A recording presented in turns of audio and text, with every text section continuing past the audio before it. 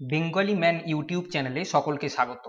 আসন্ন railway group D পরীক্ষার কথা মাথায় রেখে চ্যাপ্টার ওয়াইজ রিজনিং এর এই সেশনে আজ আমরা 2018 সালে বিবৃতি ও অনুমান এই চ্যাপ্টার থেকে আসা কিছু বাছাই করা প্রশ্নোত্তর দেখে নেব।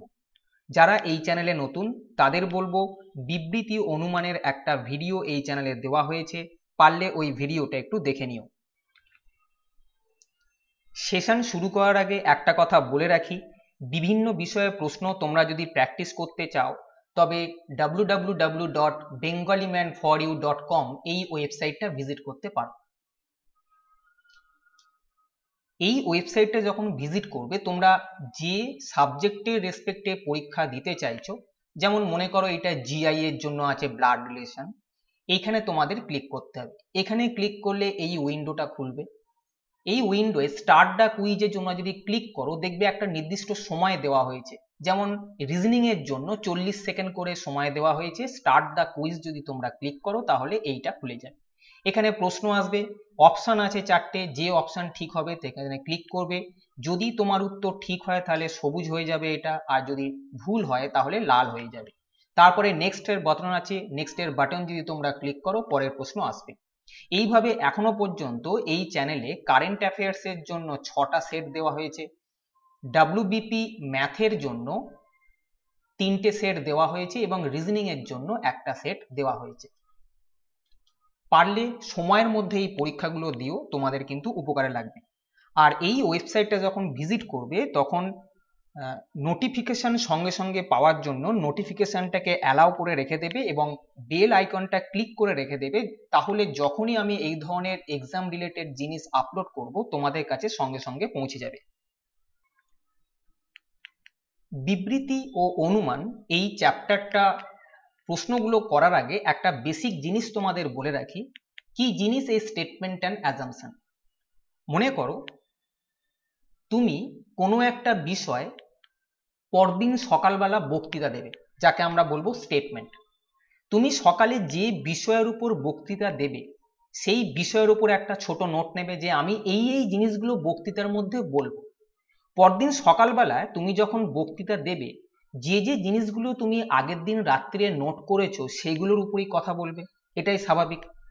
তাই আমরা ধরে নেব যে আগের দিন রাত্রিবেলা আমি যে নোটটা নিয়েছি, যে বিষয়ের উপর আমি কথা বলবো সেগুলোই হচ্ছে অ্যাজাম্পশন বা অনুমান। এর রেসপেক্টে আমরা যে কথাগুলো বলবো সেগুলো হবে বিবৃতি বা স্টেটমেন্ট। তার মানে আমরা যেটা অনুমান করব সেটাই কিন্তু বিবৃতি বা স্টেটমেন্টে রিফ্লেক্ট হবে।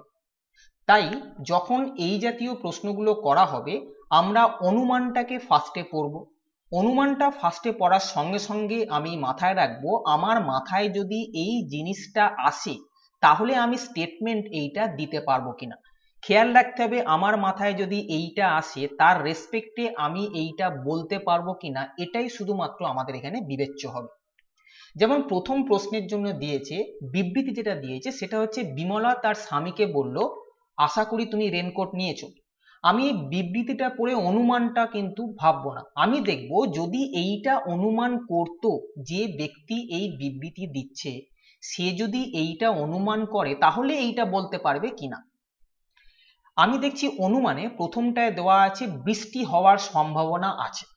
বৃষ্টি হওয়ার সম্ভাবনা আছে বলেই কিন্তু বিমলা তার স্বামীকে বলেছিল আশা করি তুমি রেনকোট নিয়েছো। বোঝা যাচ্ছে তার মানে বিমলা আগের দিনকে বুঝতে পেরেছে যে কালকে হয়তো বৃষ্টি হতে পারে, তাই স্বামী অফিস যাওয়ার সময় স্বামীকে বলল যে তুমি রেনকোট নিয়েছো, এটা আমি এক্সপেক্ট করছি। যেহেতু এইটা আমি ভেবেছি তার রেসপেক্টে এই কথাটা বলা যায়, তাই এই অনুমানটা বা অ্যাজাম্পশনটা ঠিক হবে। 2 নম্বর দেখো বিমলা তার স্বামীর শরীরের বিষয়ে যত্নবান। এবার দেখো স্বামীর শরীরের বিষয়ে যত্নবান বলেই কিন্তু এই বিবৃতি দেবে। কেন বলো তো? রেনকোট নিলে স্বামীর শরীর ভিজে গিয়ে, যদি রেনকোট না নেয় স্বামীর শরীর ভিজে গিয়ে স্বামীর শরীর খারাপ হতে পারে, তাই তো? স্ত্রী হিসেবে বিমলা তার স্বামীকে যখন বলছে আশা করি তুমি রেনকোট নিয়েছে, এটা তখনই সে বলবে রেনকোট না নিলে স্বামীর শরীর কিন্তু বৃষ্টিতে ভিজে গিয়ে খারাপ হতে পারে। তাই বিমলা তার স্বামীর শরীরের বিষয়ে যত্নবান, এটা আগের দিনকে ভেবেছে আমার স্বামী কিন্তু বৃষ্টিতে ভিজে গিয়ে শরীর খারাপ হতে পারে, তাই আমি স্বামীকে মনে করিয়ে দিচ্ছি যে তুমি রেনকোটটা নিয়েছো তো। তার মানে আমি কিন্তু এইটা মনে করেছিলাম বলেই রেনকোটের কথাটা স্বামীকে বলেছি, তাই এই অনুমানটাও কিন্তু ঠিক হবে। তাহলে আমি দেখলাম এই প্রশ্নের ক্ষেত্রে অনুমান 1 আর অনুমান 2 এই দুটোই কিন্তু সঠিক। তাহলে যে প্রশ্নের অপশানের মধ্যে থাকবে যে দুটোই অনুমান সিদ্ধ হবে বা দুটোই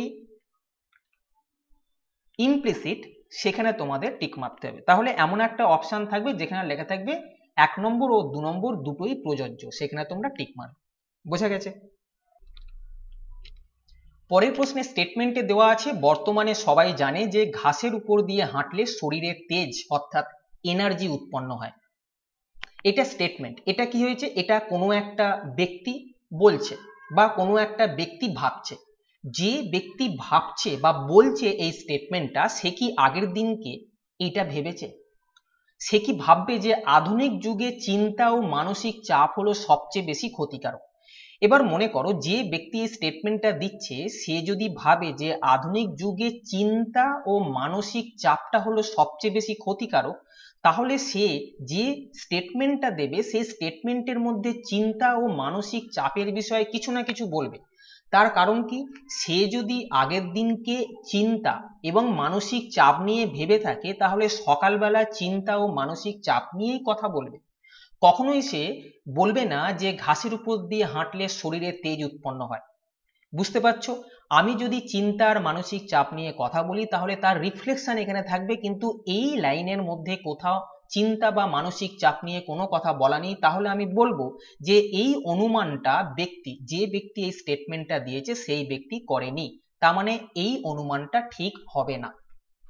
2 নম্বর অনুমান, ঘাসের উপর দিয়ে হাঁটা আসলে একটি সহজ শারীরিক কসরত। দেখো শারীরিক কসরতের কথা বলা হয়েছে। শারীরিক কসরত করলে কি হয়, এক্সারসাইজ যদি আমরা ফিজিক্যাল এক্সারসাইজ করি তাহলে কি হবে, শরীরে এনার্জি উৎপন্ন হয়, তাই তো? শরীরে তেজ বা এনার্জি উৎপন্ন হয়। তাহলে আমি এখানে শারীরিক কসরতের কথাটা রাত্রিবেলা তখনই ভাবছি যে শারীরিক কসরত করলে আমাদের শরীরে কিন্তু তেজ উৎপন্ন হবে। এর রেসপেক্টে আমি সকালে বলতে পারি একটা শারীরিক কসরতের কথা, যেটা হচ্ছে ঘাসের উপর দিয়ে হাঁটা, তাই তো? আমি এখানে বলেছি যে ঘাসের উপর দিয়ে হাঁটা আসলে একটা সহজ শারীরিক কসরত। আমরা জানি যে শারীরিক কসরত, আমরা বলবো না, যে ব্যক্তি বলছে সে জানে যে শারীরিক কসরত করলে শরীরে তেজ উৎপন্ন হয়, তাই সকালবেলা সে বলেছে যে বর্তমানে সবাই জানি যে ঘাসের উপর দিয়ে হাঁটলে শরীরে তেজ উৎপন্ন হয়। তার মানে রাত্রিবেলা এটা ভেবেছে বলেই সকালে এই বিবৃতিটা দিয়েছে। তাহলে বলবো এই 2 নম্বর অনুমানটা সঠিক। তাহলে যে অপশানের মধ্যে অনলি 2 লেখা থাকবে সেই অপশানটা আমাদের উত্তর হবে।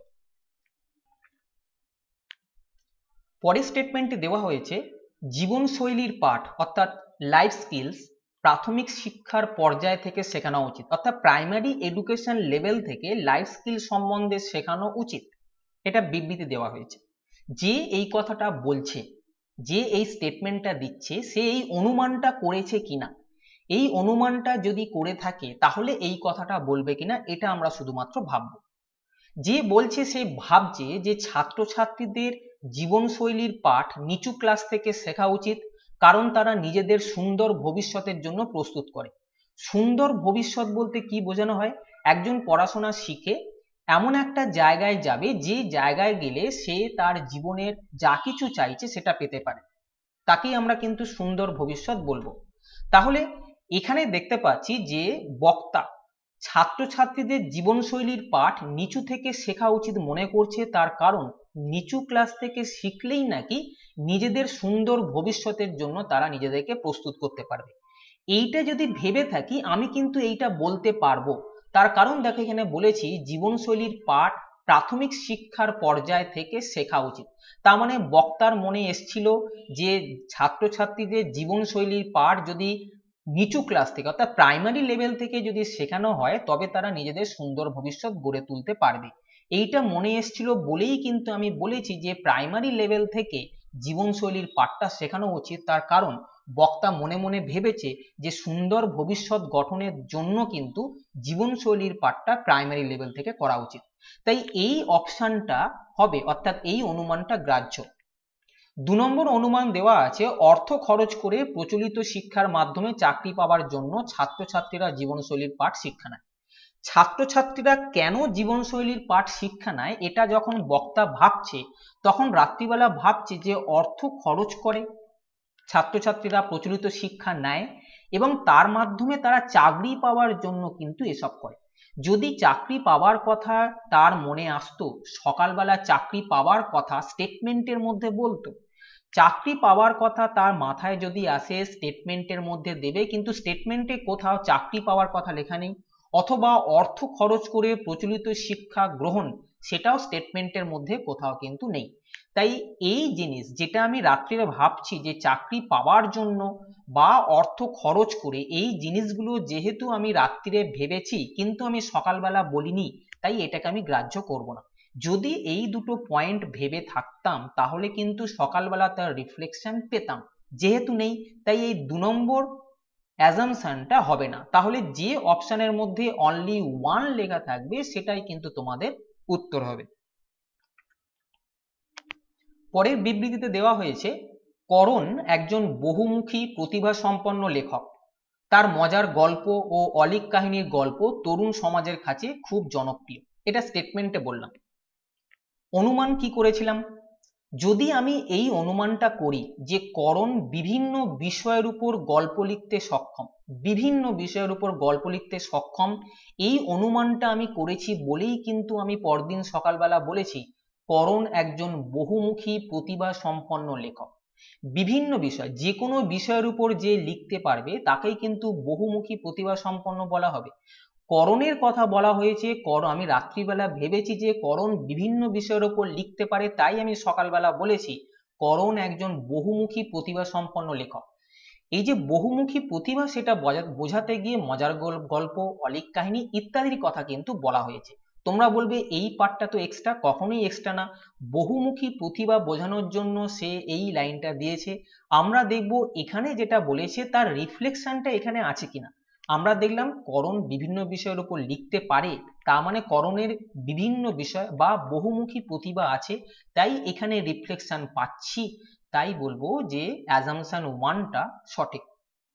2 নম্বর অ্যাজাম্পশনে বলা হয়েছে সব লেখকই বহুমুখী প্রতিভা সম্পন্ন। যদি সব লেখক বহুমুখী প্রতিভা সম্পন্ন আমি মনে করে থাকি তাহলে সকালবেলা শুধু করণের কথা কেন বলবো, তাই না? যদি আমি ভেবে থাকি সব লেখক বহুমুখী প্রতিভা সম্পন্ন তাহলে আমি এখানে করণের নাম না নিয়ে আমি সব লেখকের কথা বলতাম, কিন্তু যেহেতু এখানে শুধু করণের কথা বলেছি কিন্তু আগের দিন রাত্রে আমি এইটা ভেবেছি, এই রিফ্লেকশনটা এখানে নেই, তাই এটা উত্তর হবে না। তাহলে যে অপশনের মধ্যে শুধুমাত্র অনলি 1 থাকবে সেটা আমাদের উত্তর হবে। একটি কোম্পানির চেয়ারম্যান বোর্ড মিটিং এ বললেন যেহেতু আমাদের ব্যবসা বাড়ছে আমাদের আরো কর্মচারী নিয়োগ করতে হবে। এই স্টেটমেন্টটা কে দিলেন? কোম্পানির চেয়ারম্যান দিলেন বোর্ড মিটিং এ। তার মানে আমি ভাববো যে চেয়ারম্যান আগের দিন রাত্রে এই 3টে অনুমান করেছিলেন, যদি ঠিক বা ভুল আমরা পরে বিবেচনা করব। আমি দেখব যে এই অনুমানটা তিনি করেছিলেন কিনা, করলে এটা বলতে পারেন কিনা। তিনি অনুমান করছেন বর্তমান কর্মচারীরা প্রতিভাশালী নয়।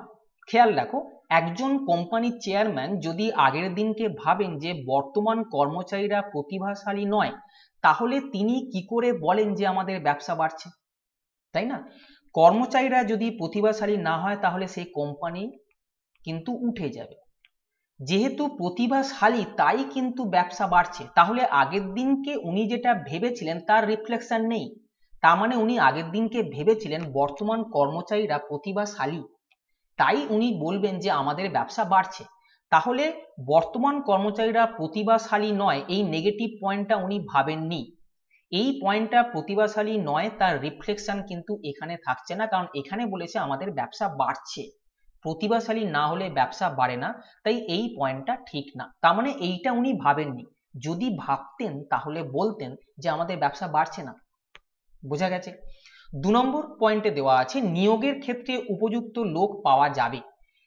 যে কোম্পানির চেয়ারম্যান তিনি আগের দিনকে ভেবেছেন যে উপযুক্ত লোক পাওয়া যাবে, উপযুক্ত লোক পাওয়া যাবে বলেই কিন্তু উনি বলেছেন আমাদের আরো কর্মচারী নিয়োগ করতে হবে। তার মানে উনি জানেন যে আমরা কর্মচারী পাবো।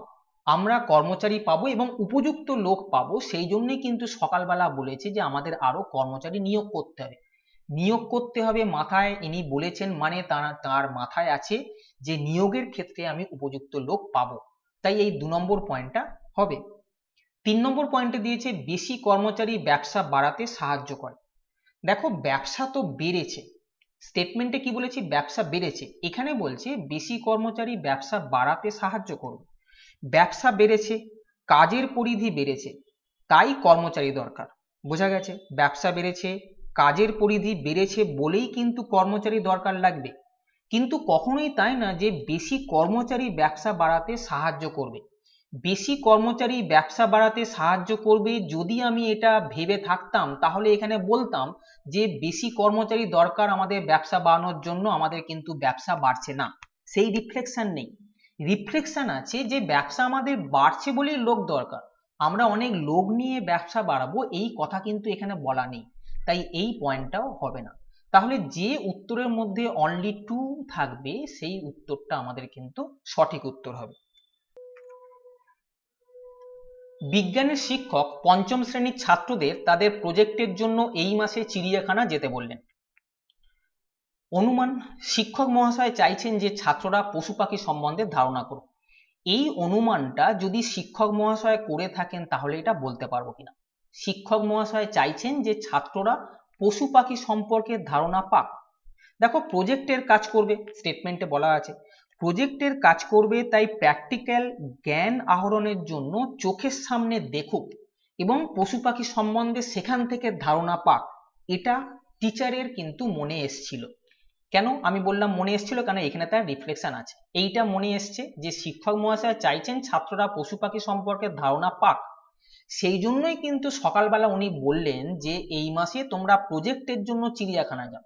প্রজেক্টের কাজ যখন করব, প্র্যাকটিক্যাল ওয়ার্ক করব, সেটা চিড়িয়াখানায় কেন যেতে বলছি, তার কারণ হচ্ছে পশু পাখি সম্পর্কে ধারণা পাক, এটা শিক্ষক মহাশয় আগের দিনকে ভেবে ভেবেছেন বলেই উনি বলছেন তোমরা চিড়িয়াখানায় যাও এই প্রজেক্টটার জন্য, তার মানে এইটা হবে।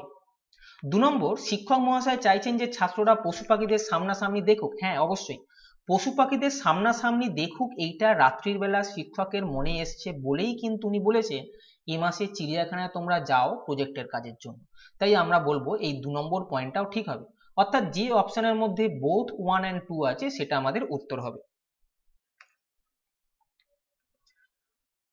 শৈশব থেকে নীতি শিক্ষা বা মোরাল এডুকেশন শেখানো উচিত, এটা একজন বক্তা বললেন, তার মনে কি এটা এসেছিল? নীতি শিক্ষা শেখার সবচেয়ে ভালো সময় হলো শৈশব।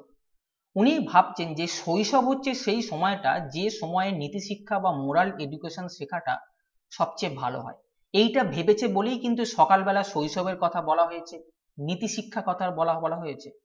উনি বলেছেন শৈশব থেকে নীতি শিক্ষা শেখানো উচিত, তার কারণ উনি ভেবেছেন আগের দিনকে নীতি শিক্ষা শেখার সবচেয়ে ভালো সময় হচ্ছে শৈশব। তাই যেটা ভেবেছে সেই কথার রিফ্লেকশন স্টেটমেন্টের মধ্যে আছে বলে আমি বলবো যে অ্যাজাম্পশন 1টা কিন্তু হবে। 2 নম্বর অ্যাজাম্পশনে দেওয়া আছে শিশুরা যখন প্রাপ্তবয়স্ক হয়ে যায় তারা মতামত গ্রহণ করে না। যদি এইটা বক্তা ভেবে থাকতেন যে প্রাপ্তবয়স্ক হলে তারা মতামত গ্রহণ করবেন না, তাহলে সকালবেলা তার রিফ্লেকশন থাকতো, অর্থাৎ প্রাপ্তবয়স্কর কথা বলা হতো এবং তারা যে মতামত গ্রহণ করবেন না কোনো না কোনো ভাবে স্টেটমেন্টে তার রিফ্লেকশন থাকতো। যেহেতু স্টেটমেন্টে এই লাইনটার রিফ্লেকশন নেই, প্রাপ্তবয়স্ক বা মতামত গ্রহণ করে না, এইগুলোর কোনো রিফ্লেকশন এখানে নেই, তাই এই 2 নম্বরটা হবে না। তাহলে আমাদের উত্তর হবে অনলি 1। ডাক্তারবাবু রোগীকে সতর্ক করে বললেন যে সে যদি সুস্থ শরীর চায় ও ফুসফুসের রোগ থেকে বাঁচতে চায় তবে তার ধূমপান ছেড়ে দেওয়া উচিত। রোগীকে ডাক্তারবাবু পরামর্শ দিচ্ছেন যে তুমি যদি সুস্থ শরীর চাও ও ফুসফুসের রোগ থেকে বাঁচতে চাও তাহলে ধূমপান ছেড়ে দাও, এটা ডাক্তারবাবু বলছেন। রোগী যখন এসছেন তখন ডাক্তারবাবু এই জিনিসটা মনে এসছে কিনা, এই জিনিসটা মনে যদি আসে তবেই কিন্তু ডাক্তারবাবু রোগীকে এই অ্যাডভাইসটা দেবেন। ডাক্তারবাবুকে এটা ভাবছেন, যদি রোগী ডাক্তারবাবুর কথা শোনে তবে ডাক্তারবাবু রোগীর চিকিৎসা করতে পারবেন। ডাক্তারবাবু মনে মনে এটা অবশ্যই ভেবেছেন যে যার সঙ্গে আমি কথা বলছি, যে রোগীটা, সে যদি আমার কথা শোনে তবে আমি তার চিকিৎসা করাতে পারবো। সেই জন্যই কিন্তু তাকে ডাক্তারবাবু বলেছেন, সতর্ক করে বলেছেন যে তুমি যদি সুস্থ শরীর চাও বাপু তাহলে এবং ফুসফুসের রোগ থেকে বাঁচতে চাও তাহলে ধূমপান ছেড়ে দেওয়া উচিত। তার মানে ডাক্তারবাবু এইটা ভেবে নিয়েছেন যে যে রোগী আছে তিনি আমার কথা শুনবেন, সেই জন্যই ডাক্তারবাবু রোগীকে সতর্ক করেছেন। আমি একজনকে সতর্ক তখনই করব যখন আমি মনে করব না যাকে আমি কথাটা বলছি সে আমার কথাটা শুনতে পারে। ডাক্তারবাবু এটা ভেবেছেন যে যদি রোগী আমার কথা শোনে তাই আমি তাকে সতর্ক করছি, আমার মনে হয়েছে যে রোগী কথাটা শুনবে তাই আমি তাকে সতর্ক করে বললাম যে তুমি যদি সুস্থ শরীর চাও তাহলে কিন্তু ধূমপান ছেড়ে দাও। তার মানে এটা কিন্তু আমি অনুমান করেছি, আমি মানে ডাক্তারবাবু কিন্তু এটা অনুমান করেছে। 2 নম্বরে বলা আছে রোগী ডাক্তারবাবুর কথা শুনে ধূমপান ছেড়ে দিতে পারে। এটা ডাক্তারবাবু ভেবেছেন বলেই কিন্তু রোগীকে এত সময় দিয়ে বলছে যে বাপু তুমি যদি সুস্থ শরীর চাও, ফুসফুসের রোগ থেকে বাঁচতে চাও তবে তোমার ধূমপান ছেড়ে দেওয়া উচিত। অর্থাৎ ডাক্তারবাবু পজিটিভ ভাবে নিয়েছেন যে রোগী আমার কথা শুনবেন, শুনে ধূমপান ছেড়ে দেবেন, তাই ওনাকে সতর্ক করে বলে দিয়েছেন যে ফুসফুসের রোগ থেকে বাঁচতে গেলে ধূমপান তোমায় ছাড়তে হবে। তাহলে এই জিনিসটাও ডাক্তারবাবুর মাথায় সঙ্গে সঙ্গে এসছিল। অর্থাৎ আমি বলবো যে আমাদের উত্তরে থাকবে 1 and 2, এই বোথ, এই দুটো অ্যাজাম্পশনে কিন্তু কাজ করবে। এই দুটো অ্যাজাম্পশন ডাক্তারবাবুর মনে এসছেন বলেই তিনি কিন্তু রোগীকে এই জিনিসগুলো বলেছেন, সতর্ক করেছেন, মানে ডাক্তারবাবু বুঝতে পারছেন রোগী আমার কথা শুনতে চাইছে, তাই না? আমি একজন ডাক্তার হিসেবে রোগীর সঙ্গে যখন কথা বলছি সেই রোগী বলছে ডাক্তারবাবু আমায় বাঁচান, কি করব বলুন। তখন ডাক্তারবাবু বুঝতে পারলো না এই রোগীটা আমার কথা শুনবে মনে হচ্ছে, তাহলে আমি একে ওয়ার্নিং দিই, তোমাকে সতর্ক করছি যে তুমি শরীর সুস্থ চাইলে আর ফুসফুসের থেকে বাঁচতে চাইলে এগুলো সব ছেড়ে দাও। বোঝা গেছে? সৌন্দর্যায়ন অভিযানের অংশ হিসেবে স্থানীয় পুরসভা শহরের কেন্দ্রের পুরনো সরোবরটি পরিষ্কার করার পরিকল্পনা করেছে, এটা স্টেটমেন্ট দেওয়া আছে। দেখো এই অনুমানটা ঠিক কিনা, আমরা আগে এইটাকে পড়বো, এইটার রেসপেক্টে এইটা বলা যায় কিনা সেটা দেখব। যদি সরোবরটি রক্ষণাবেক্ষণ করা যায় তবে শহরের সৌন্দর্য বাড়বে। সৌন্দর্য বাড়বে আমি যদি ভেবে থাকি তাহলে সৌন্দর্যায়ন অভিযানের কথা বলবো, ঠিক? তার মানে এই পয়েন্টটা ছিল বলে আমি এইটা ভেবেছি।